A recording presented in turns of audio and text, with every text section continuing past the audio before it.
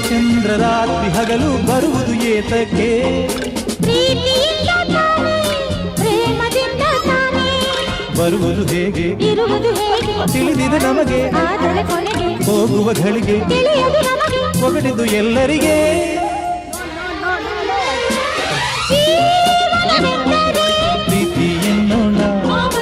ಲೋಕದ ಸೃಷ್ಟಿಗೆ ಪ್ರೀತಿ ಕಾರಣ ಸರಿಸೋ ಪ್ರೇಮ ಲೋಕದಿಂದ ತಂದ ಪ್ರೇಮದ ಸಂದೇಶ